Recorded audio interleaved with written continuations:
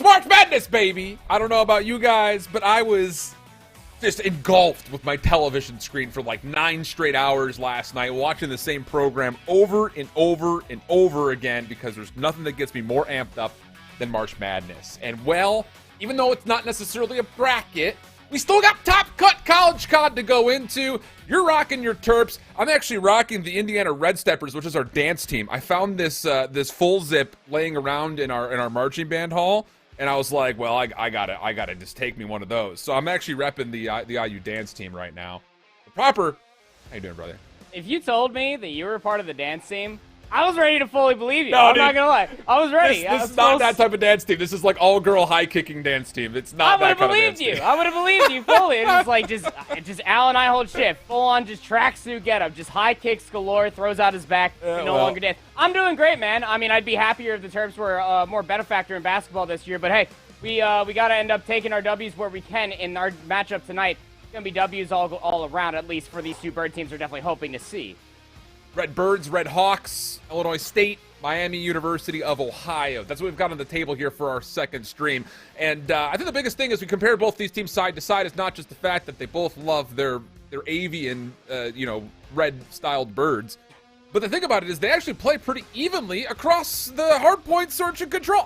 Literally dead even as far as the losses are concerned, at least from top to bottom. Yeah, I mean, when you're thinking about these two teams, right, I mean, you have probably very similar run-ins through their respective Stage 1 bracket, or their Stage 1 pools, I should say. Now they're finding themselves in Stage 2, and I was talking about this with Redbirds very specifically, which our Top 25 committee had go ahead and coin them that they are the number 23 ranked team, is that they're going to be battle-tested, to say the least. I mean, when you're thinking about the Redbirds as a whole, their biggest adversary, even in Stage 1, comes back to bite them yet again. That is the Fighting Illini. You also have a lot of other teams that you have to be thinking about later on down the road, including the Akron Zips, Allen. But, I mean, even this University of Miami of Ohio, I think that we're going to end up seeing what this team is going to start look like. They've been getting better week to week. A lot of those losses were in those earlier weeks, so I'm definitely excited to see how tested they can prove themselves against ISU.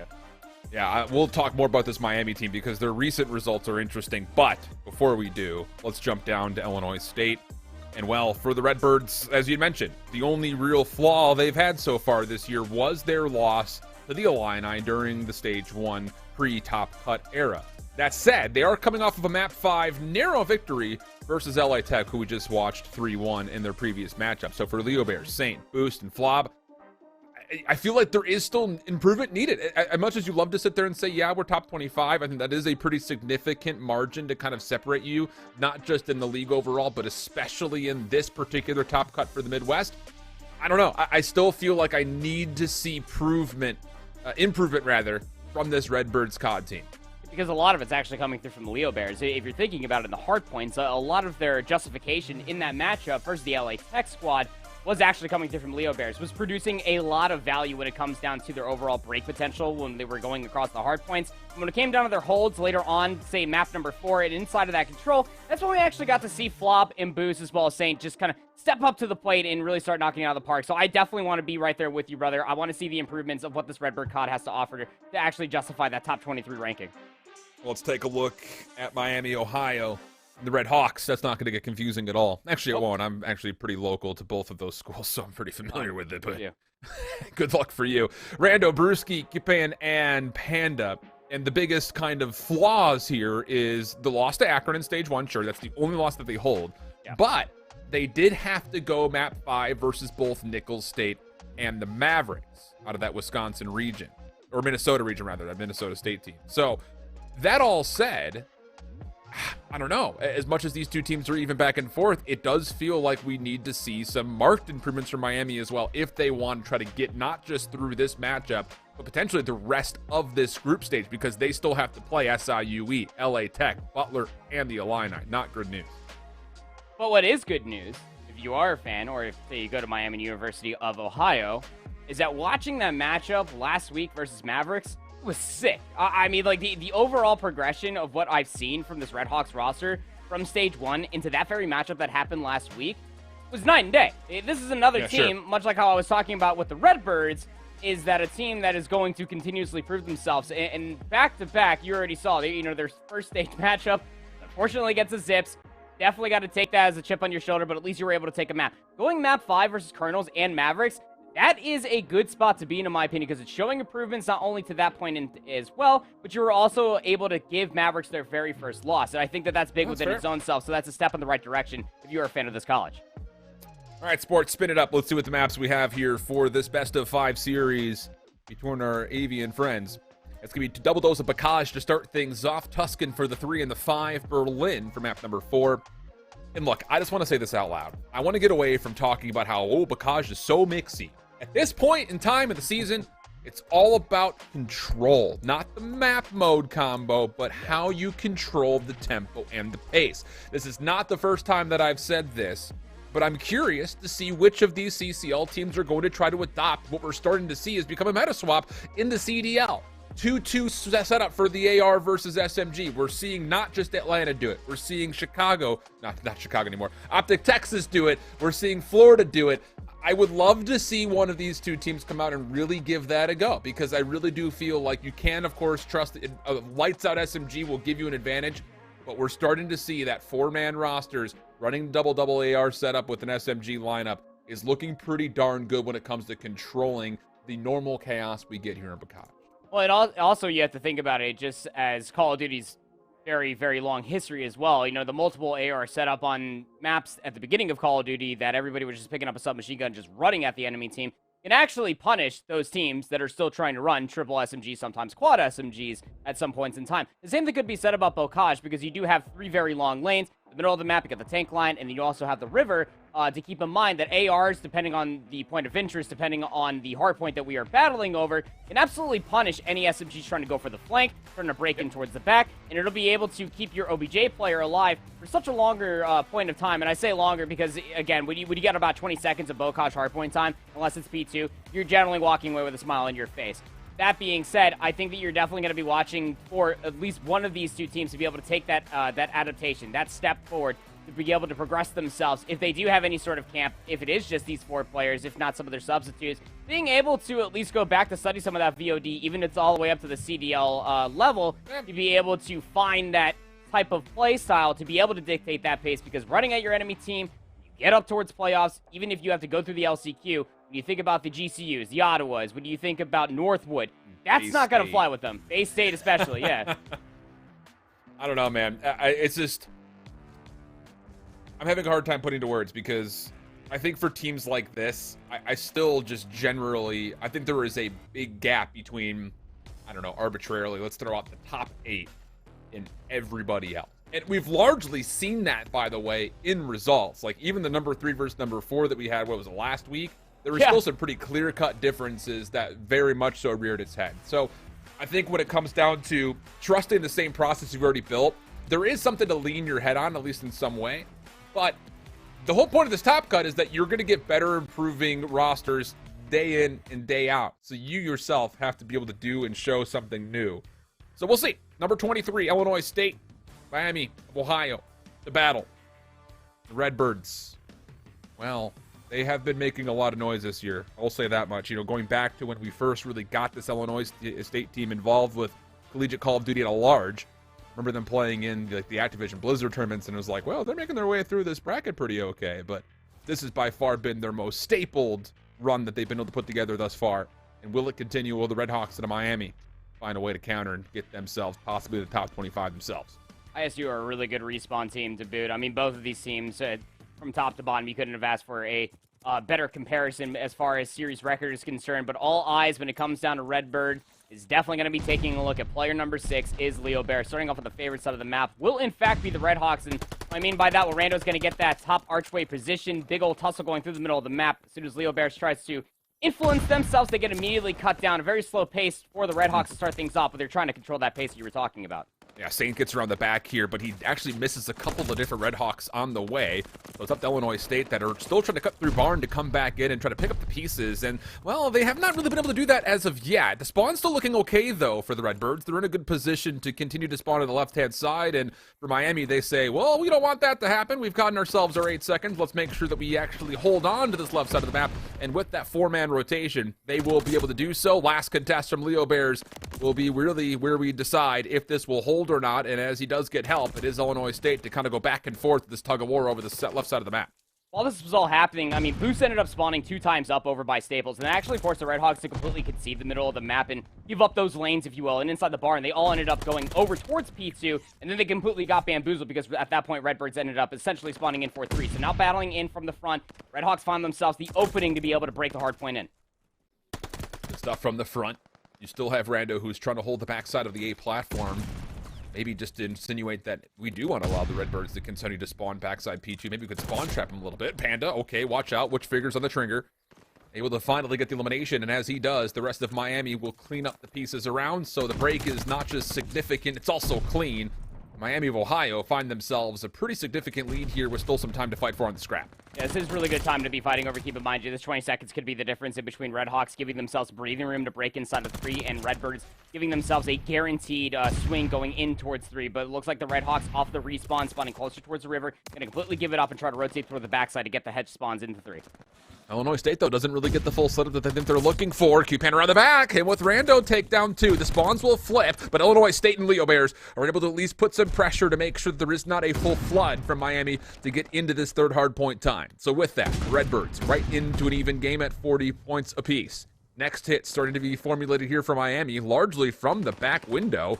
And as one player sneaks on in, Saint tries to hit a bit of a pinch to try to deny any reinforcement, but they're not able to find any. Miami will use that as an opportunity to clean up the kills and find their break into the hill.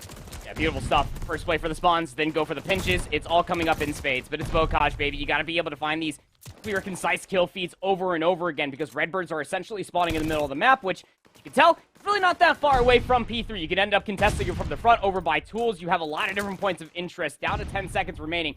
So long as Redbirds continue to apply the pressure, they know that the Redhawks are going to still spawn in the back of 3, giving themselves an easy rotation into 4. Very tight affair. These are not two schools that I would normally look at Ticketmaster and say, when do they play on the hardwood? But you give me a chance to watch them on Bocage. Apparently, I'm here for it. Really tight affair so far. 4 kills in a row for Saint. Looking to finesse off the back, and the timing here could allow him a free 5th, and maybe even an opportunity for a 6th. Streaks early across the map from a couple of different players. Both will be shut down, and Miami once again from the front. My goodness, they're looking like a different type of bird here, like the London Royal Ravens. They're breaking everything at the moment, and with that, they retake their lead once again.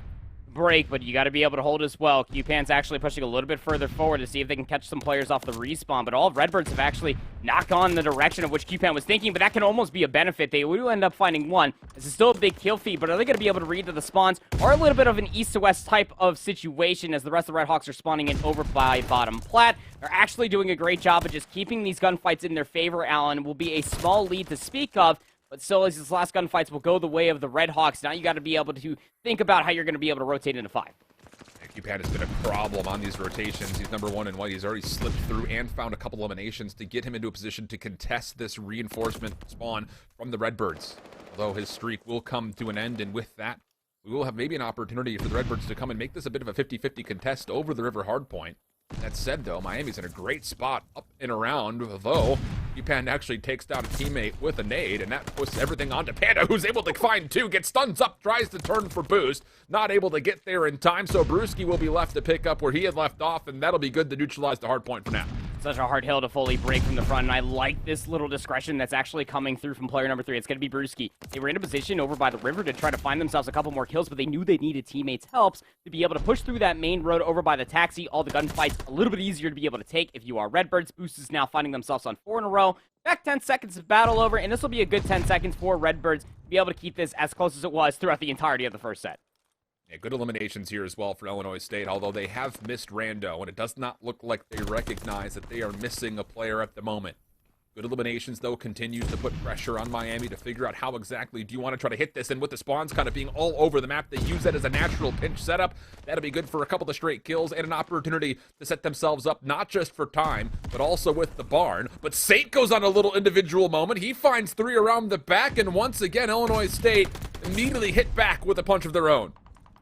This is actually a really big rotation from 5 in towards the new set. You can see all of that punch coming through at mock speed. The force is definitely felt as Redbirds will be able to not only take the lead, but they're actually fishing the rest of these kills. You have Flob that's actually zoning away everybody inside of Grandma's. You have Leo Bears that is zoning away players down on the bottom side of the river. Saint on screen is on a 6 spree, give them number 7. That'll be the glide bomb achieved. And even if they did end up losing these gunfights, holding the glide bomb to be able to break inside 2 more or less hold going forward down, this is a lead that can surely spiral out of control. Oh, Saint's just not losing any gunfights at the moment. 5 seconds of scrap time will be forfeited by Illinois State. And the focus turns, as it naturally does, over towards one of the biggest hills in this map, over towards the second. Even trade back and forth. Litters the kill feed with red and white exchange. Rando over the top, not going to find anything there, and with that, Illinois State will still possess the spawns, although with the numbers being limited and dwindled, they're not actually able to get onto the hard point all that convincingly. Big pickup from Flob on the back, not just to make sure that his teammates will spawn left side, but also that he can make sure the barn stays safe for potential setups. Yeah, heads up play coming through from QPan. Again, the kills were coming through over by that big long hill of P2, but the biggest consideration was that nobody from Redbirds was actually getting the rooftop for the barn itself, so QPan was able to absolutely feast. Now 25 and 19, able to at least mitigate the damage that the Redbirds were looking for, who still have streaks in their back pocket. Keep in mind, 15 seconds battle over by 2, and you know that the Redbirds are going to try to battle us from the front one more time. Even contested time is going to be good time with how close this hardpoint is. What a tug of war this has been between both of these squads. It really has been just anything you can do, we could also do. There's not much doing anything better at the moment. Everyone's just hitting, we're exactly where you need to see them. As soon as there's a vulnerability starting to rear its head for either team, they're picking up and finding a W immediately off respawn. So Brewski, an impressive double, turned aside, even exchange. Nothing convincing to be said about what's happening with this third hard point yet, outside of the fact that Miami do possess the proximal spawns. Yeah, holding the closer spawns is one thing, but being able to work your way in for the initial time will be everything, and holding on to it as well is just another thing. It's a multi-check process is what I'm basically getting to here, Alan. And you remember the last time, even when the Redhawks did hold those close spawns, Redbird's going to put them a little bit of a spawn trap, so Cupid's got to go big, and they will. Give them number 4 in a row. There's number 5 around the corner. If they're looking for, they'll actually go for the jump towel. Brewski will be able to clean that up, but as soon as the spawns do flip, it's actually Redhawks now battling from the front.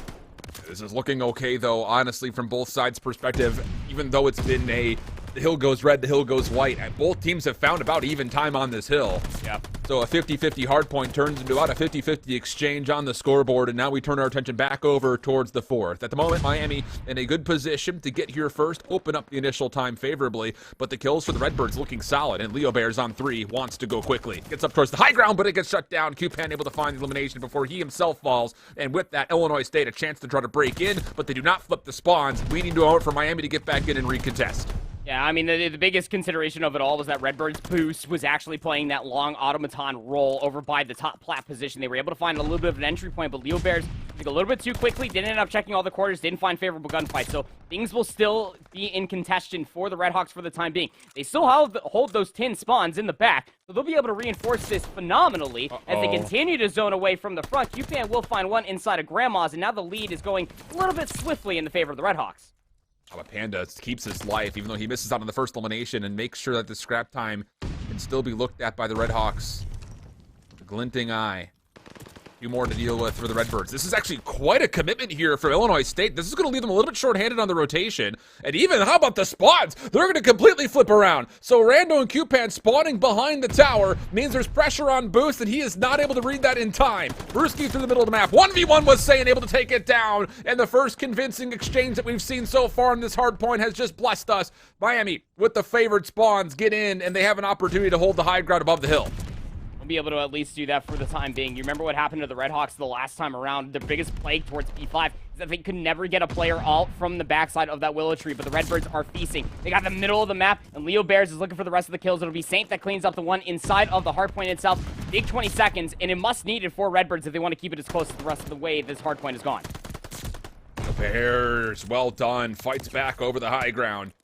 Turns, tries to deal.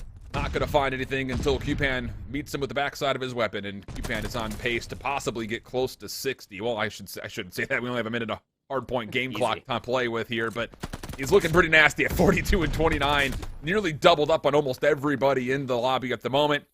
But the score still stays with the Redbirds. 20-point lead, and Brewski getting some work done around the backside of Barn. How about a fourth for Brewski? Eventually turned aside, and all of that work will come up as essentially a moot point as Illinois State still hold on to the left side of the map.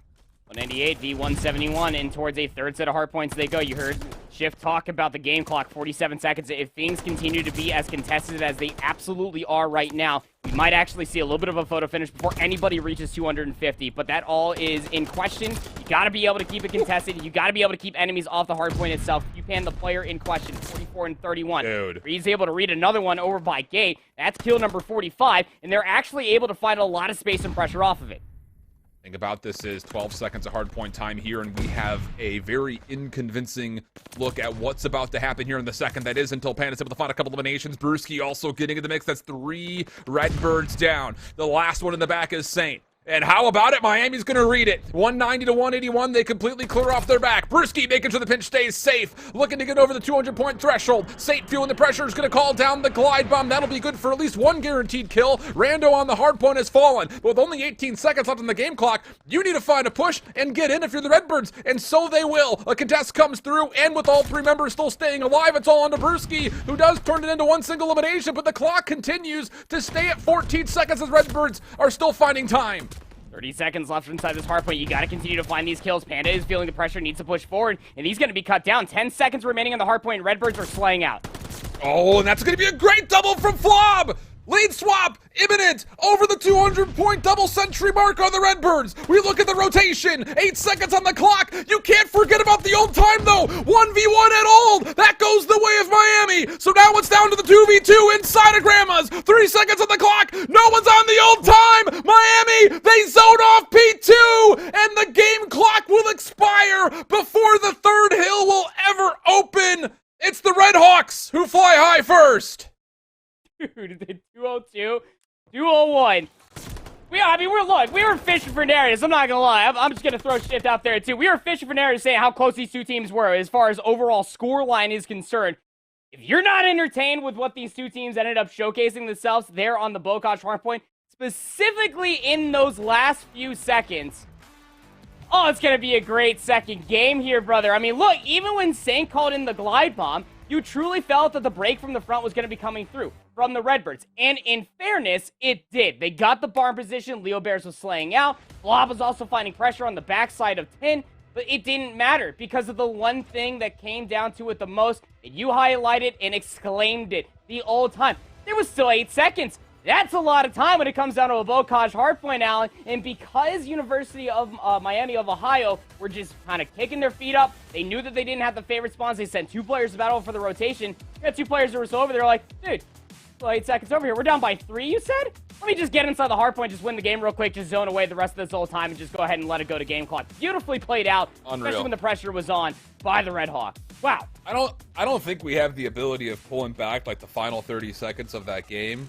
I wish. But if we did, the biggest moment of all of that, you started to touch on that, was not only did Miami realize very quickly that, okay, we still have to fight for this scrap, but because of how the spawns kept working, there was a moment where there was almost a bit of a relay race to see who got to P3 first off of like a 2v2 instance.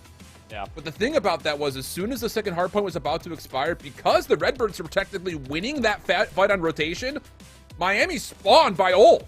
Yep. So they found the final 1v1 on the hardpoint time, did the math, had the quick awareness to say, well, there's only 6 seconds left of game clock and 7 seconds of the hardpoint time here. Just don't get on it. Don't let any of the Redbirds get on it. And we're good to go. So really, I don't know who it was that was on that late time for either squad, but that 1v1 for scrap time was the game. You can't write it any better. Like I said, I would not pay any sort of money to watch either of these two teams play basketball against one another, but I would pay about the world to watch them continue to play Bocage hardpoint against one another. I'll tell you that much right now. It's madness. It's March. I'm here for it. Sign me up. 36 and 35 for Brewski. With 2 minutes worth of hardpoint time, Cupan almost dropped a 50 bomb. 37 and 34. 28 of those kills were non-traded, keep in mind you. And if you look from top to bottom, specifically from the Redbirds, I mean, everybody put in their legwork.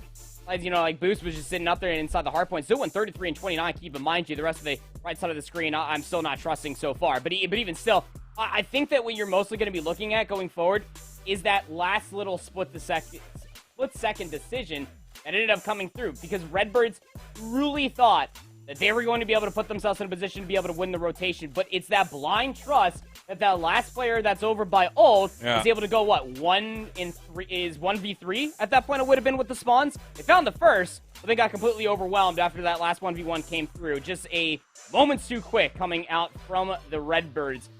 Clinch themselves that victory after that last second lead swap came through. Well, we have to get away from the first map, as much as I think we always want to go back and rewatch it from start to finish again. We'll stay on Bakaj, so at least we'll have the same aesthetic to keep us entertained, but it's going to be to search and destroy. Now, one of the things that I continue to go to about this map, it's one of the most vetoed search and destroys inside the CDL right now, next to Desert Siege. And I think a lot of the reason is it's very easy from the defensive side of this map to play contact protocols. You get first point of contact, it doesn't have to be a gunfight. You just get point of contact, you get a read, you have to execute your protocols behind that. We've seen it happen in Challengers, we've seen it happen in the CDL. At this point of the season, for two top cut teams, there is no reason that those fundamentals should not exist in my mind. We'll see what we get. No, I totally agree. I mean, look, when it comes down to a lot of these students, keep in mind, these are collegiate athletes at the end of the day. You know, focusing a lot on their studies while also putting a lot of work inside of the game. A lot of that work, whether it's CCL 8s, it's actually done through a lot of search and destroy wagers. And you know that they all watch a fair bit of search and destroy. I know that they all have to have their favorite CDL team, Alan. They have to be aware of the same thing that we're also talking about. You can't just run and gun everybody anymore. That's not going to cut it. You want to be a championship caliber team? You want to be CCL champion? Hell, you even want to be top of this division by the end of it. Got to be able to showcase some fundamental search and destroy. It will be the Redhawks on offense first, going for a 3-1 split with the majority committing over towards the tank line. This is a bit of an aggressive setup here on the opposite side for Illinois State, and it's going to pan out nicely. Boost. A couple of teammates coming over the top allows him a chance to contest outside tanks, and it turns it into a double. Good response from Brewski, but look what the defense has already done. They've not just poked holes in this offensive setup, they have taken the ground with it, but Brewski sees the door close in front of him and says, housekeeping is here. Turns that into a double, and Rando on the opposite side wins his 1v1, leaving it up to Flob. Takes down the first. So in what would be a 1v2, 50 seconds to play for, and he's reading Rando. They're going to walk right across one another here. It just depends on the timing of all of this, and Will Flop does take a look at it and secures the kill. Whoa, we're in for a good search. It looks like Bakaj is going to keep the intensity up as Illinois State will clutch the first. I had to check my pulse. I'm pretty sure my heart stopped there when I saw the 1v1 because I was reading the same thing that you were seeing, that Flob was about to get towards the middle of the map outside of gates. It was going to be in a point of contest with the remaining player of the Redhawks, but that was an immediate good pickup, and it came down to Brewski because Panda, Q-Pan got immediately decimated the second that they got over by the plat. Once they ended up losing the numbers advantage, it was Brewski that tried to keep the play alive, but Redbird's just with the superior position defensive. Going to try to bring this momentum to get inside of offense, or inside the A zone early. First blood from Q-Pan. Miami looking to take away space immediately on this defensive. If to just isolate the A bomb site, and boy, have they. Q-Pan turns that into a double. Flob with the patience now going to be leaned on to do more, and one in the pre-fire is that from Flob. He nearly gave himself a look at the third. Holy, that's a hell of a read, but unfortunately, not enough help from his teammates as Miami will strike back. He almost had the complete read, was just expecting for the last player to come away from the back plat instead of over by the hedge spawns, over by that godheady of a tank, but I feel like that's like the comparison to us as casters, that like his mouth is moving before his brain. His gunny was moving before like the potential of the point of contest to understand that there was probably a player on the back heady. We'll probably take a note of that going forward. We go defense for defense. Redhawks back on offense. Instead of one player isolating themselves over by the B lane, the rest of the team is all going to be here in the middle of the map over by the courtyard. So far, we've seen both teams kind of aggressively peek through this top window on Granny's house, which you typically use as a place of recontest, not necessarily initial contest, and it's working out so far for both teams defensively. Q-Pan and Panda, although, will make me look a little silly as they find 2 kills, as there was aggression being showcased by the Redbirds. Q-Pan on the back, oh, good read here on the boost, but cannot finish the kill, breathing an extra lifeline to Illinois State. Literally by 1 HP, by the way. Yeah, such a tough gunfight when you're up top here if you're boost, but good job of keeping themselves alive. Going to try to play for the retake, knowing that it's planted at A. They're going to do it from the front. Saint has already cleared off the platform, making his way on. Going to be shot at as Panda sees the cross.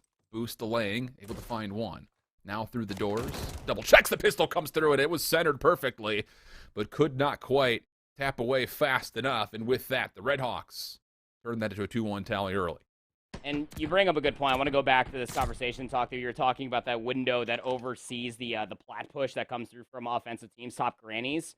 That is an interesting point that a lot of teams are actually just, especially here for the past 3 rounds, Alan, are just completely opening up the window. Instead of like playing the crevice, playing the little crack and playing off the information, then challenging down the stairs inside of tools, they just completely peek through the window and they're finding themselves free kills. Why? Because both teams are just getting wily and aggressive over towards A. So it seems that Redbirds are taking a little bit of an adaptation, pulling things up, seeing if they can get some information off of stuns and nades, but taking that boost is holding the angle a little bit too long. Rando checks it, gets first blood.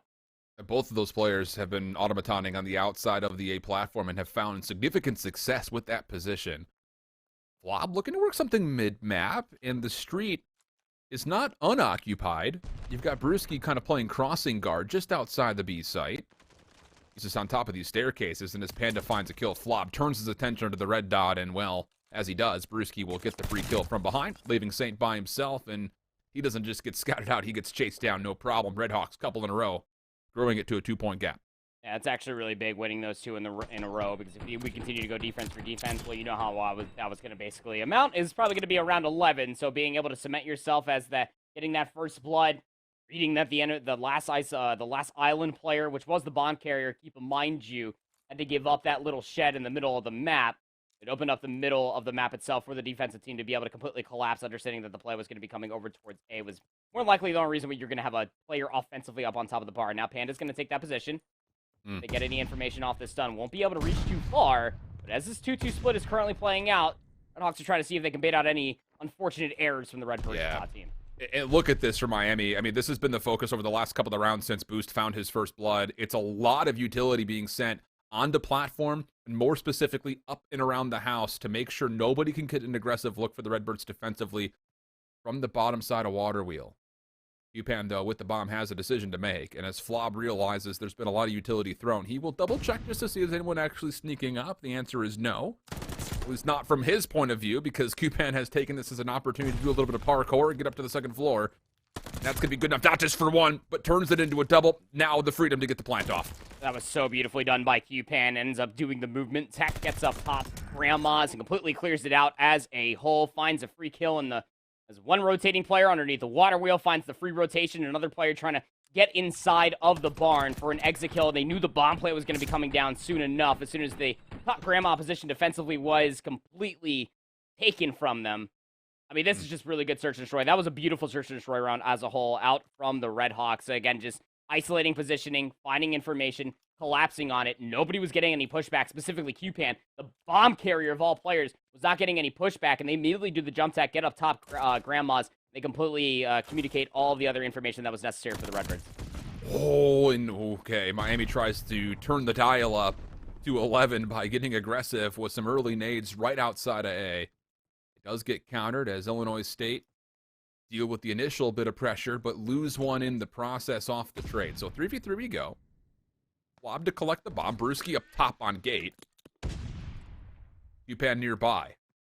Saint still sneaking around. The delayed nades from Miami are not going to connect, and as Brewski clears out A, I don't think he realized how many players he just walked right by, but it may not make a difference. No.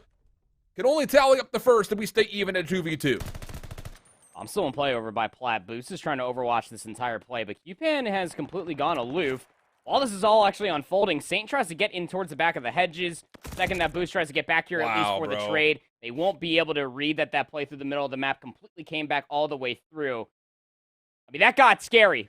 Really, it did. I mean, if you are the Redhawks or the Redbirds, rather, excuse me, there was a point in time when you did have positional advantage, but it's just about finding those timings and opportunities to be able to execute, to get inside of the bomb site off of those numbers, especially with a tight-knit map that is Bocage. These rotations can come through lickety-split if you hesitate ever so slightly.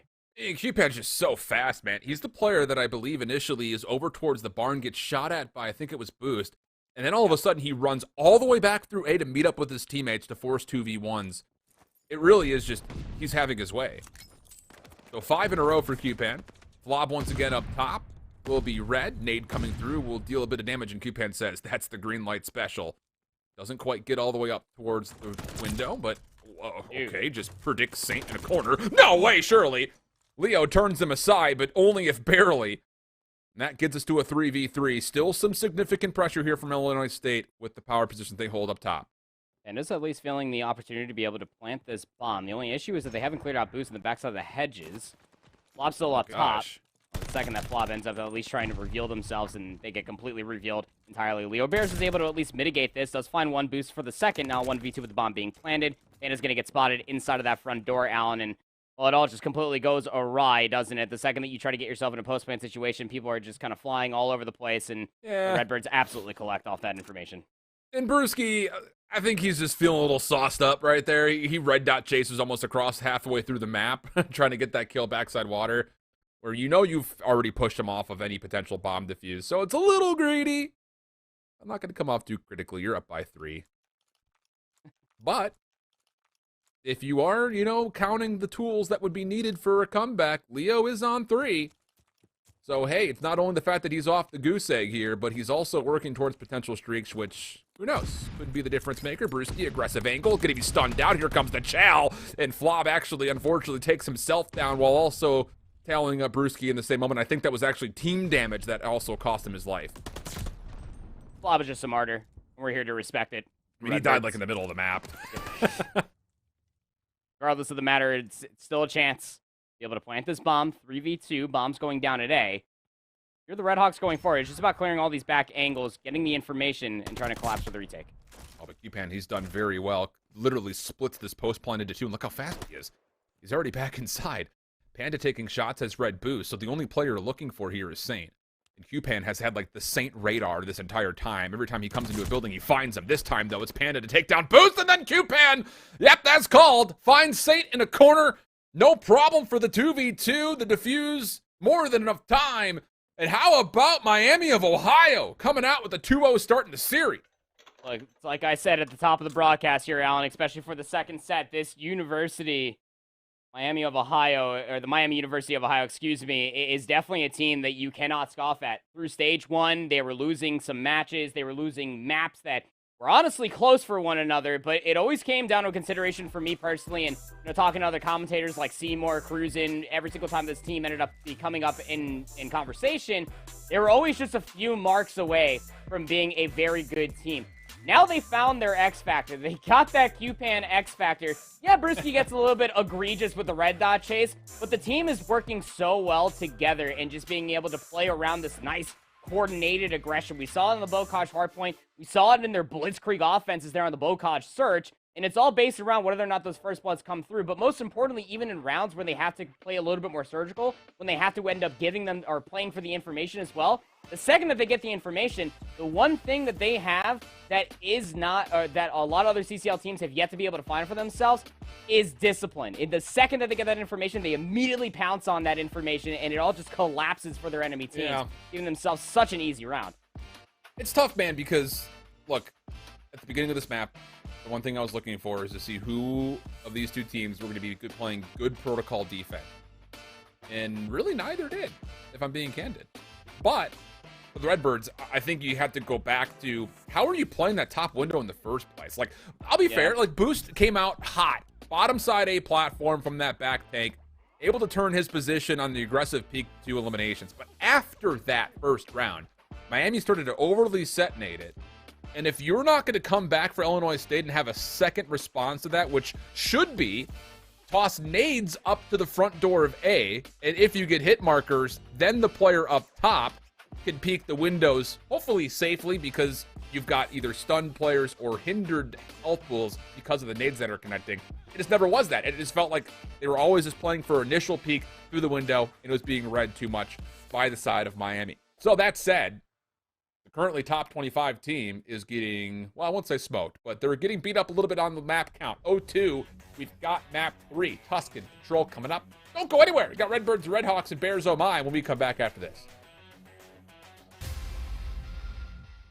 Welcome back there, friends. We have ourselves, well, what has been a pretty interesting series. A lot of tight search and destroy rounds, even though the affair was largely dominated by score to the Redhawks of Miami University of Ohio. The first map, though, separated by 1 point. Redbird's not quite able to eke anything out. Means we're going to a map 3 Tuscan Control with Illinois State down 0-2. I don't know. I want to ask you the question, like, what does Illinois State have to do to get back into the series? But it's kind of hard, I think, for either of us to put our finger on one particular thing because the maps really have been pretty close, even though the 6-2, as you see on the screen right there, is pretty convincing. Yeah, and there's been big difference makers in between maps 1 and 2. I went back, and I'm pretty sure if I'm remembering, or my memory's starting to escape me, I think this is where I'm at my age now, Alan, is that the last player that was alive for the Redhawks wins that 1v1 over by P1. That 1v1 doesn't happen, we are potentially looking at a 1-1 series. That's difference maker number 1. Difference maker number 2 is that if you're looking at this from Redbirds, they're like, oh, we got fundamental search and destroy. We're playing, stalwart defense. We're just playing angles, trying to get aggressive checks. And then you almost have like that Avengers-esque like motto. It's like, okay, well, we have a Hulk, but Redhawks' Hulk at this point is Q-Pan. Q-Pan and Search and Destroy on Bocage reminds me of every single person that I play against in rank play. And I'm just like, how the hell is he here? Because he just flies throughout the entirety of the map. Now it kind of gets a little bit of best of both worlds. Here, when we load into Tuscan to control. Still an SMG's playground, so Q-Pan should be feeling quite at home. But it's just about finding these timings, these opportunities, if you will, to be able to convert not only the extra 60 seconds off the A zone, but to be able to win offensive rounds as well. A lot of CCL teams have struggled with. We'll see. I don't know, man. It's just, it really is hard to put a finger on any particular thing when it comes to either of these two squads right now. A, because we don't really have the statistics to know who has done better on this particular map over the others. There's really not a lot for us to go off of outside the eye test that we've got from these first two maps, which, again, I still maintain is pretty darn close. Not really sure what that route is for Illinois State, but they run right on into the line of sight of Rando for a very quick, easy 2 kills. Well, Flob will respond with 2 of his own, and even though the hit was not exactly what I would call the sexiest thing we've ever seen towards the A zone, it does work out for the Redbirds to stop the clock. Does, and the immediate pickup is actually coming through from Boost. The ARs are absolutely flourishing right now for Redbirds, where you end up having Flob getting their third, tacking on this tick progression over by the A zone. Will get Boost to help things out, but through the opening rip, Boost was that player, that lone player that went up towards top fire. They shut down the middle of the map push. Because of all of that, Redhawks, they had a plan, they got punched in the face, and now they're immediately considering just giving up the rest of the A zone. That would be the smarter of the 2 plays, shutting down the flank play, not allowing Redbirds to get too much space off this A zone capture. Those are 2 huge individual 1v1s to immediately stop any follow-up after the Redbirds capture the A zone and add 60 seconds. So Leo Bears from the front of the map in front of Church, trying to force a play forward. Good for a double. Flob, who has still yet to fall, is looking for potential streaks, and, well, he's not going to expect that a player has come right out from behind him. Panda able to punish, and with that 3-man feed, the Redhawks now in convincing control of the map defensively. It's just about pushing all the way up, but if you take a look at the mini-map, Q-Pan's actually pushed all the way up towards the rooftops, was expecting spawn kills, and well, both Sane and Boost, again, Q-Pan is that guy in rank play. What the hell is he here? He's just zoning away all these different kills, and you got also players that are pushed up very far forward for Redbirds over towards the middle of the map. Leo Bears needs to come help things out. You have to clear away P5 before you end up committing towards the push in the back. That's exactly what Redbirds do. Now trying to get themselves in towards patio. Brewski trying to get forward to take place where Q-Pan was before. Dealt with, giving maybe an instance where the Redbirds could get aggressive off of the eliminations, but the trades go back and forth. Saint turning with the pistol, good for the double. And that makes sure that the Church actually is a good staging ground here for Illinois State. Miami going to forfeit this almost completely, as the only player watching the back will be Q-Pan, which may be enough. Saint, pretty solid read on this, but Q-Pan must have seen him as well. A double for Q-Pan, and the entire hopes of the Redbirds catching Miami off guard have been completely stalled out. That's got to be quite frustrating. You try to make that play in towards the back while you're also trying to commit a push somewhat through the B ramp.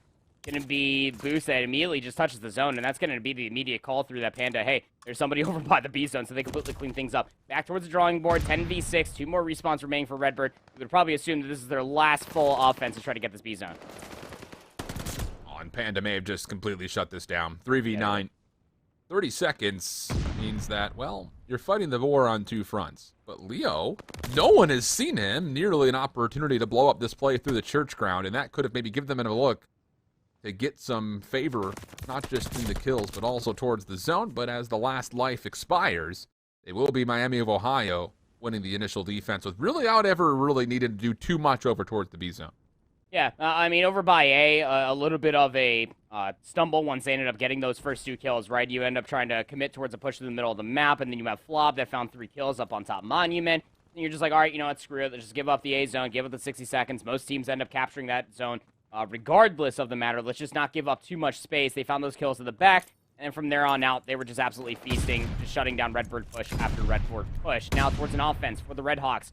Nothing too out of the ordinary. The biggest difference is that Brewski was over by the water wheel. They'll find 2 kills for free, while the other push over by the A zone will be successful. That'll be 2 ticks of progress and more to speak of for the Redhawks on their initial push. Great counter nade from Sane over the top of the middle of the map.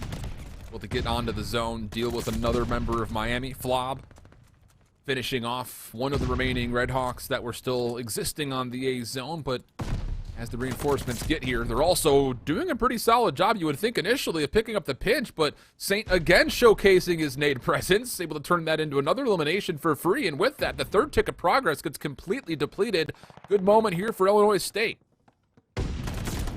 They're all just trying to scramble through the middle of the map, and that's going to allow Leo Bears to at least clean up on top of Q-Pan, but the second that they're trying to get a little bit too much map position, Redhawks will be there to collect. The only issue going forward is you ended up having Rando over on the Monument, and the Redbirds in their rehearsed nades have absolutely saved them through a lot of these engagements so far, Alan, but pushing a little bit too far forward. Sand will be cut down over by the tree. It should be the last tick of progress completely given over by the A zone if you are Redbirds, because you are losing a lot of lives. This could be quite detrimental when we're thinking about going into A to B.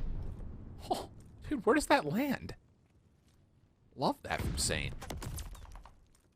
Turns back towards the A zone, finds Panda on the escape, stunned up. Almost a chance to get a gunfight versus Brewski, but not able to turn it into much. 13v15, though, tons of time on the clock, 90 seconds to play through. And that means win conditions galore starting to amount for the offense. Just comes down to, can Miami get set up to actually make a clinical hit? Because so far it's been a lot of just stretch plays across the map, and it has not turned into too much. Push from the patio inside a radio. Panda and Brewski are actually able to collect on 2 kills, but the moment that push ends up happening for themselves, Rando up top Churches is forced to play their life for a little while longer. They'll be cut down over by Flob. Back to the drawing board yet again. 11v10 in favor of the defense so far. And so long as you're holding these players at bay through the middle of the map, all these isolated plays over on top side of Church means absolutely nothing. Q-Pan does find 2. They have to stop the clock, and uh-oh is right, because now the floodgates are starting to open for the Redhawks to get over towards this B zone. Illinois State has to clear off this high ground. The good news for them is that there's only 1 player on the B zone, so there's not a lot of progress being made, but you can't just keep coming down Church Alley like this. You've got to get the high ground back into your favor, otherwise Miami can just shoot down on you. Oh boy. This is not good news here for Illinois State. Boost able to at least get 1 player off the time, but it's a 3v8 with still so much time on the board. Rando out of the top window, turns that into another kill, leaving it all down to Leo Bears. It would be a 1v7 or a 1v43 seconds, whichever was easier, but neither will provide a pathway. In Miami of Ohio, I wouldn't even, no, I'm going to take that away. Illinois State just completely threw away the round by never going back up and taking radio back. Yeah, no, you're absolutely right. And that is such a power position. They were always so focused on just making sure that they could try to get a player down the ramp on the backside of the Church truck and try to get themselves inside of the column B zone. But from there on out, you can completely give up that first tick of progress. They didn't have a 3-player stack. You had time to get up top Church, get inside a radio, and just shoot down players and get those players off the B zone. We're right there with you, brother. They completely threw that away. Nice clean opening rep coming through from Redbirds on this offense. Must win. Keep in mind, it's going to have to be a reverse sweep in the control. Would have been a big W in the back for Leo Bears. They'll be shut down by Panda. But we've seen this before. The Redhawks are completely okay with just conceding the entirety of the A zone if it means that they can maintain map position for the time being. At the moment, this is actually a good situation for Illinois State. You've got mid-map, you've got a free progress happening at A, and with these players getting through Church, you're finding some pretty significant value here onto the B zone. Q-Pan able to shut down the first tick of progress initially, but stepping on in will be Leo Bears. That'll be good enough to lock in the first tick of progress at B. Meanwhile, the whole way, Flob is just single-handedly going to guarantee 60 seconds while locking down the last tick needed at the A zone. So all of a sudden, a lot of pressure on Miami. Stab, stab, poke, poke, poke, bing, bing, bong. Q-Pan able to find himself a kill and a Flob, and then almost turned it into another. Not really sure how that execution came to be, but we're here for it.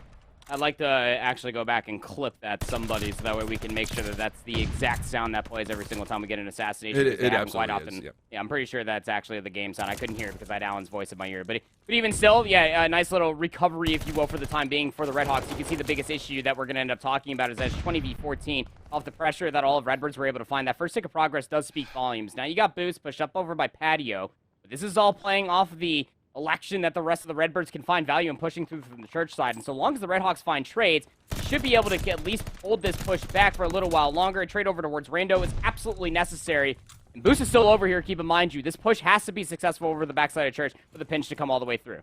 If you're the Redbirds, you do not have to make a heroic play right here. You just have to set things up and continue working the life count. Leo Bear's up top. Saint patiently waiting for a play in the back, but there's no one else here. So now all of a sudden Miami can work their way up to the high ground and through it into P5. The threat of Saint on the flank has also been read by Rando in the back. But really it's on Rando here, as this next hit for the Redbirds seems to be coming around the backside of Church. Stun will connect. Flob cooking up a nade, but Rando still able to find one elimination, keeping his life on top side of the truck. Uh-oh, not looking good, but Saint and Flob do find 2 eliminations. 18v4, and Illinois State a chance to get over to beat. Stop the clock. 46 seconds, 13v8, just a 5-life lead. Leo Bears is going to find one in the back for free, and they're doing a great job of just zoning everybody away. The issue is that you don't have anybody top radio. It looks like there's going to be one player. It's going to be Flob trying to clear things out, but QPAN might find some timing for at least one, but there's more pressure that needs to be found before they can fully stop this push from happening. And the second ticket progress did get locked in on that approach. So now a 10v4, 37 seconds on the clock. You still have Saint in the back, who makes a mess of Miami trying to zone away and use the clock as their ally. Panda's not even going back to find this kill. He's just still up top. So as you do see Saint make his way towards the zone, he kind of gives up his life here. It's an 8v2, 23 seconds. Brewski still got free high ground. And the Redbirds look like they just want to play for the zone. That's a free pick for Panda. 23.3 on the clock. Down low, Flob able to turn and find his first elimination in what feels like a while, and eventually the Redbirds will clean things up top, but, ooh, I don't know. Add a little bit of extra bleach to the solution there because it's not as clean as it could be. Yeah, no, it really wasn't. I mean, the opening rip was what really ended up winning them that entire offense, truly. I mean, they had, what, like a 7-life lead once the A-zone was fully secured, Allen, and they're on out. It was just about playing that trade game that you were talking about, but they were giving a lot of opportunities, exhausting a lot of time, trying to get their players from the backside of P3 all the way over by the B zone, and that allowed the Redhawks to at least try to mitigate that life deficit that they were facing for themselves. Putting themselves on the board for an offense, they got to be able to win this defense now if you are Redbirds to extend it towards round number 5. A clean offense coming through. Saint with another sit nade will get Rando off top. Nice set nade comes through, and Leo Bears will clean up too to completely give up the A zone, and the defense is back in force. The best thing about what I've seen from Illinois State so far today have been Saint's nades. I mean, literally every time he tosses a frag, you can almost expect a kill, if not at least significant damage. Leo on 3, looking to play off the flank, finds the 4th. Needing a little bit of help here, though, as Miami is starting to isolate and find at least some significant progress towards A. Not the end of the world, of course, but these lives are starting to look more significant in favor of Miami. Contested for a moment. You have to know that Saint's just playing the prone spot. Rando very aware. Finds the kill, and the double stack will now come through to lock in the second tick, if not the full zone here today. Be careful with how many more lives you're starting to give away for Redbirds. Just know that you got to be counting some names, well, especially because QPAD just found a kill. They actually just found 2 over by Patio, so now you got to give up the space. 22v17. QPAN still trying to make the play happen. Saint will finally find the trade, but nobody's in the position to try to get middle of the map back. That's why Saint is trying to bull rush their way to get over towards this fire alleyway and try to mitigate the pressure that they know is coming the way through the middle of the map. Yeah, well done here for Saint. This is a key position to... You don't have to do anything from here. Just kind of keep your life. Individual kills are fine. Don't need to find this into multiple kills. You're good where you're at. Rando around the back still, though, on 4, working towards potential streaks. The lives also becoming a major problem here for Illinois State. 17v10. And Rando now 2 kills away from the streak with the glide bomb. I think you may have saw the right wrist of Boost. Catch this, says Boost. Rando says, okay. And Illinois State now has to focus on the B zone as the rest of the Redhawks have made their way forward. Even exchange thus far, but it's favoring that of Miami as they're still also trying to push on through. Not good news here, 7v14 with a minute 20 to play. That was a big kill, actually, that came through from QPAN all the way in the back. That was Leo Bears that would have cleaned things up. There's seemingly always one player for the Redhawks that is buying so much space for the rest of the reinforcements to come back around. This time it's going to be Brewski.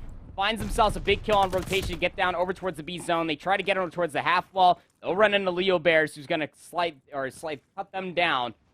He's just going to completely cut down the game clock a little bit more, but it's 10v2, Allen. Good luck, have fun for Saint and Leo Bears.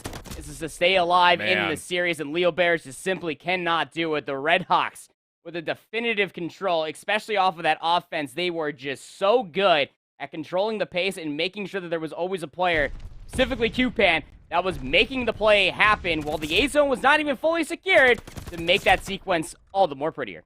Yeah, look, Flob and Boost, not a series that you love to see, and I kind of attribute what we saw there in the control from the two of them almost in the same regard that I was kind of hinting at the Bakaj Search and Destroy, where play point of contact spots.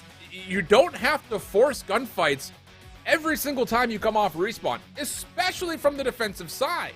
I mean, so many different moments where it was just like, we're going to run on through. We're just going to run on through. I got this position. I'm not just going to hold it. I'm going to run on through. Don't. You're not finding kills. You want double neg. Sit around. Play a creddy spot, then finesse your life for hopefully a second. There's nothing wrong with that on defense on both the Bakaj Search and especially the Tuscan Control. The fact that this was a 3-1 where Miami won by 2 offenses, you just can't have that. You can't have that when you've got 2 players running double neg like that.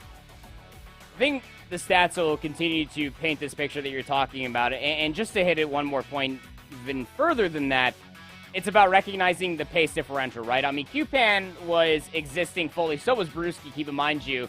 Their entire existence was completely just called out to completely run over Redbird COD. And they were successful in doing so. That when you are if you are the team that is not finding as much value as the other and being the more aggressive, just don't. Just don't. Put yourself in that corner, play the unforced errors, let them come to you, knowing that objective play is immediately what they're after first and foremost. And the second that you're collecting off the information, you collapse on the play entirely, get yourself those free kills. It'll be a life lead, more often than not in control. Yeah. You go back to the search and destroy. Obviously, respawns don't matter in that one as you don't get them per round. You'll be able to hold that life advantage and probably guarantee a lot more rounds. And I don't know, man. This feels like an IGL problem for Illinois State. Someone has to be able to make the call saying, chalk this, hold that, right? Like, and I'm thinking about this on both map 2 and map 3. Like, sure. You don't get a good gunfight outside of the A platform on Bakaj Search, give that up and contain it. Same situation, and obviously more evident in the control. There's no reason to throw away lives in the middle of the map, over peeking through church, or especially as there's already 2.5 ticks of progress done, and solo channeling back over to A. What are you hoping to get from that? So it really does feel like there is an IGL problem with this team, especially showcased in those last 2. And I don't know who is the IGL. I don't know. I don't know if it's a captain situation where you're looking kind of, I don't know. I don't even know where to start. Are you looking at Leo Bears? Is he the guy to kind of make those calls? Because if he's running around finding kills all over the place, he never really knows what's happening with the rest of your defense, right? Like, if he's the one trusted to go kind of rogue, someone else has to get vocal and say, give this up and play for this position on the map. Stop overextending, because they threw away a lot of moments in the search where they lost easy numbers, and especially a lot of lives on the defense control there in Tusk. You would almost have to hope that maybe it's going to be one of these AR players that are just able to recognize. This is more talking just on the fundamental side of Call of Duty, just how the overall team composition does end up playing out. That the ARs have to actually hold the SMGs accountable. That if they're pushing too far, if everybody's trying to put on their best Icarus cosplay, they're pushing too far to the sun, you have to be able to rein them back and be like, look, you're pushing too far. This specific lane is open. You have to be able to pull them back going forward. And it could honestly be a big old pace change, right? Because when you're looking from the Redbirds, most of their wins through stage 1 were actually being the bigger aggressors. Most of that time, it was Leo Bears just running over everybody. It was a weak division. You're absolutely right. But being able to then find what you can do from that weaker division in that stage 1 into stage number 2, now it's grind time. Now you actually have to go back and study that VOD, really take to heart on from a lot of these different instances where things went wrong for you, and then come back stronger. Because look, the rest of your run for Redbirds is not going to get any easier. You still have to face Mavericks, you still have to face the Buckeyes, you still have to face Akron and the Colonels. This is what Stage 2 is all about. You have to be able to show your grit and tenacity if you want to solidify yourself as a top 8 team for playoffs. Well, with that, we can at least say that the Redhawks of Miami University of Ohio will move up the rankings here in the top cut. Only teams that are currently above them are the unbeaten SIUE squad and also the University of Illinois. And then Akron, who, props to Akron, they're actually submitting their scores on time. They're currently sitting at 6-1. So good news across the board here if you're a Redhawks fan. But for the Redbirds, I think you could probably say bye-bye to that ranking next to your name after this week. and you have to play recovery, I would say, from here on out to finish off the top cut, as you had mentioned. With that said, though, we will set up for our final match of the evening. We take a look at this Oklahoma Christian squad, which, well, I'll say, they were very exciting, I think, in the anticipation of what they were going to bring to the mix, and have been quite a letdown as far as what they've actually provided through the first cut. They'll have a test with the New Mexico State Aggies when we come back.